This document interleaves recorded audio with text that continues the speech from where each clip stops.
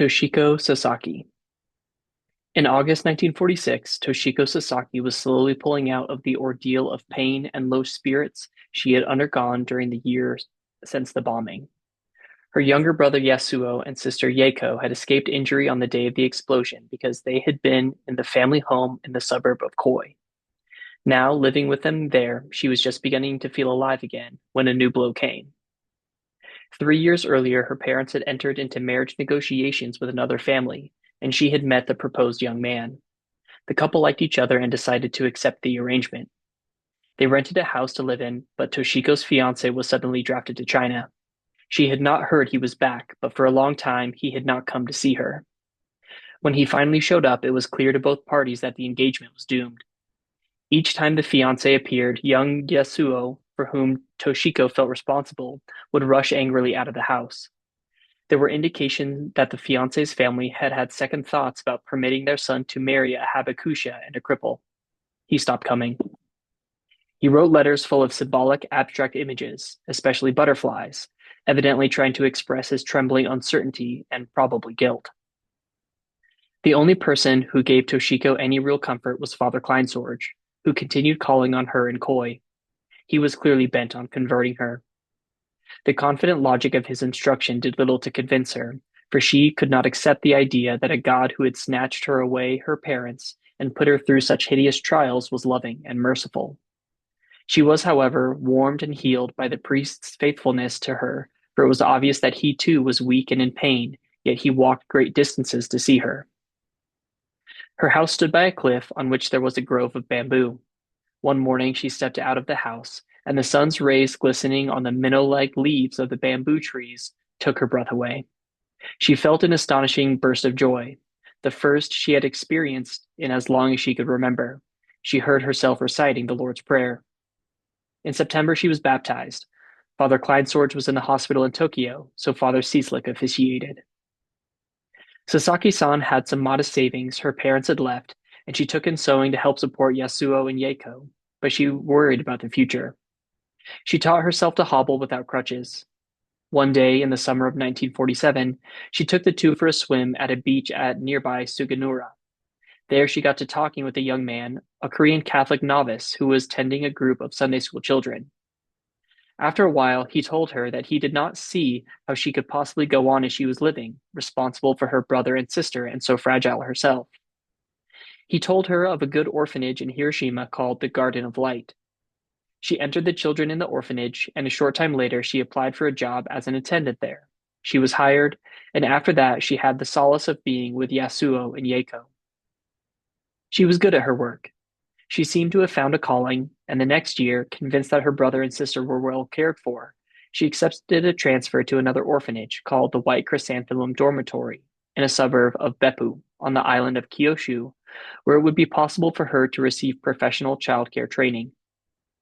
In the spring of 1949, she began commuting by train about half an hour each way to the city of Oita to take courses at Oita University, and in September she passed an examination that qualified her as a nursery school teacher.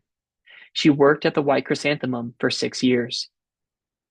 Her lower left leg was badly bent, its knee was frozen, and its thigh was atrophied by the deep incisions Dr. Sasaki had made. The sisters in charge of the orphanage arranged for her to enter the National Hospital in Beppu for orthopedic surgery. She was a patient there for 14 months, during which she underwent 3 major operations. The first, not very successful, to help restore her thigh, the second to free her knee, and the third to re-break her tibia and fibula and set them in something like their original alignment. After the hospitalization, she went to a nearby Hot Springs Therapeutic Center for rehabilitation. Her leg would give her pain for the rest of her life, and her knee would never again bend all the way, but her legs were now more or less equal in length, and she could walk almost normally. She went back to work. The White Chrysanthemum, with space for 40 orphans, stood near an American Army base. On one side was an exercise field for the soldiers, and on the other were officers' houses. After the Korean War began, the base and the orphanage were packed. From time to time, a woman would bring in an infant whose father was an American soldier, never saying that she was the mother. Usually that a friend had asked her to entrust the baby to the orphanage. Often at night, nervous young soldiers, some white, some black, having sneaked off the base without leave, would come begging to see their offspring. They wanted to stare at the babies' faces. Some of them tracked down the mothers and married them, though they might never see again the children. Sasaki-san felt compassion both for the mothers, some of whom were prostitutes, and for the fathers. She perceived the latter as confused boys of 19 and 20 who, as draftees, were involved in a war they did not consider theirs, and who felt a rudimentary responsibility, or at the very least, guilt, as fathers. These thoughts led her to an opinion that was unconventional for a Habakusha, that too much attention was paid to the power of the A-bomb, and not enough to the evil of war. Her rather bitter opinion was that it was the more lightly affected Habakusha and power-hungry politicians who focused on the A-bomb, and that not enough thought was given to the fact that warfare had indiscriminately made victims of Japanese who had suffered atomic and incendiary bombings. Chinese civilians who had been attacked by the Japanese, reluctant young Japanese and American soldiers who were drafted to be killed or maimed, and, yes, Japanese prostitutes and their mixed blood babies. She had first-hand knowledge of the cruelty of the atomic bomb, but she felt that more notice should be given to the causes than to the instruments of total war. About once a year during this time, Sasaki-san traveled from Kyushu to Hiroshima to see her brother and sister, and, always, to call on Father Kleinsorge, now Takakura, at the Miyasa church. On one trip, she saw her former fiancé on the street, and she was quite sure he saw her, but they did not speak. Father Takakura asked her, "Is your whole life going to be like this, working so hard? Shouldn't you be married? Or, if you chose not to marry, shouldn't you become a nun?" She thought long about his questions. One day, at the White Chrysanthemum, she got an urgent message that her brother had been in an automobile accident and might die. She hurried to Hiroshima. Yasuo's car had been hit by a police patrol car. It had been the policeman's fault. Yasuo survived, but 4 ribs and both legs had been broken. His nose had been caved in, there was permanent dent in his forehead, and he lost the sight of one eye. Sasaki-san thought she was going to have to tend him and support him for good. She began taking accounting courses and, after a few weeks, qualified as a third-class bookkeeper. But Yasuo made a remarkable recovery, and using the compensation he was paid for the accident, he entered a music school to study composition. Sasaki-san went back to the orphanage. In 1954, Sasaki-san visited Father Takakura and said that she knew now that she would never marry, and she thought the time had come for her to go into a convent. What convent would he recommend? He suggested the French order of Auxiliaries du Purgatoire, Helpers of Holy Souls, whose convent was right there in Miyasa.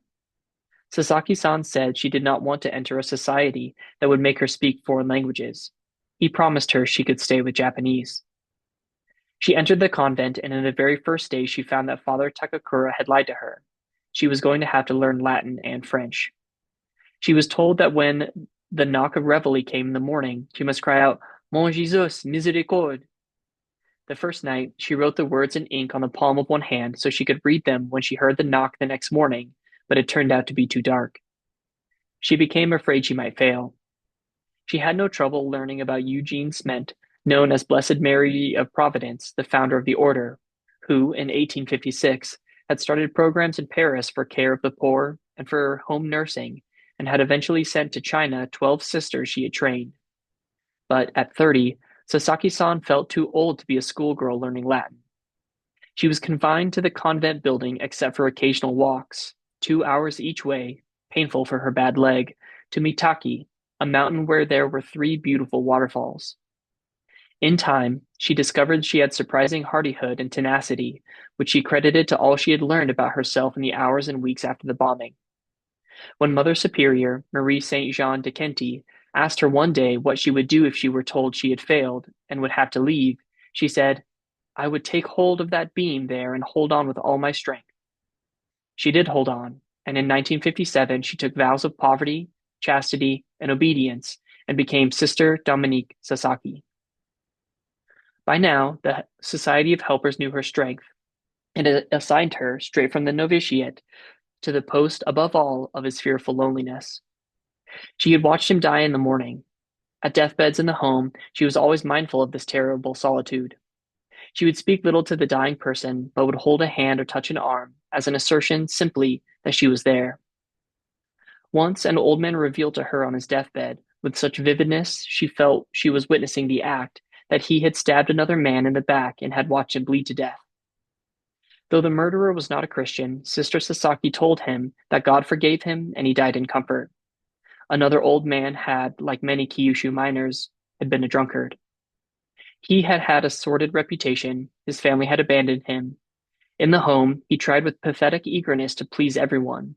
He volunteered to carry coal from storage bins, and he stoked the building's boiler. He had cirrhosis of the liver and had been warned not to accept the daily ration of 5 ounces of distilled spirits that the Garden of St. Joseph mercifully issued to the former miners. But he continued to drink it. Vomiting at the supper table one night, he ruptured a blood vessel. It took him 3 days to die. Sister Sasaki stayed beside him all that time, holding his hand, so that he might die knowing that, living, he had pleased her.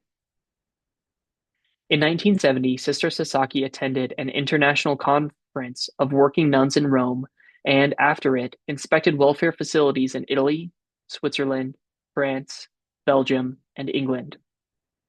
She retired from the Garden of St. Joseph's at the age of 55 in 1978 and was awarded a vacation trip to the Holy See. Unable to be idle, she installed herself at a table outside of St. Peter's to give advice to Japanese tourists. Later, she became a tourist herself in Florence, Padua, Assisi, Venice, Milan, and Paris. Back in Japan, she did volunteer work for 2 years at the Tokyo headquarters of the Society of Helpers, then spent 2 years as Mother Superior of the convent at Miyasa, where she had taken her training. After that, she led a tranquil life as superintendent of the women's dormitory at the music school where her brother had studied. It had been taken over by the church and was now called the Elizabeth College of Music. After finishing at the school, Yasuo had become qualified as a schoolteacher, and now he taught composition and mathematics in a high school in Kochi on the island of Shikoku. Yeiko was married to a doctor who owned his own clinic in Hiroshima, and Sister Sasaki could go to him if she needed a doctor. Besides continuing difficulties with her leg, she had endured for some years a pattern of ailments which, as with so many habakusha, might or might not have been attributable to the bomb. Liver dysfunction, night sweats and morning fevers, borderline angina, blood spots on her legs, and signs in blood tests of a rheumatoid factor. One of the happiest moments in her life came in 1980 while she was stationed at the Society's headquarters in Tokyo. She was honored at a dinner to celebrate the 25th anniversary of her becoming a nun. By chance, a second guest of honor that night was the head of the Society of Paris, Mother General France Delacour, who, it happened, had also reached her 25th year in the order. Mother Delacour gave Sister Sasaki a present of a picture of the Virgin Mary. Sister Sasaki made a speech. I shall not dwell on the past. It is as if I had been given a spare life when I survived the bomb. But I prefer not to look back. I shall keep moving forward.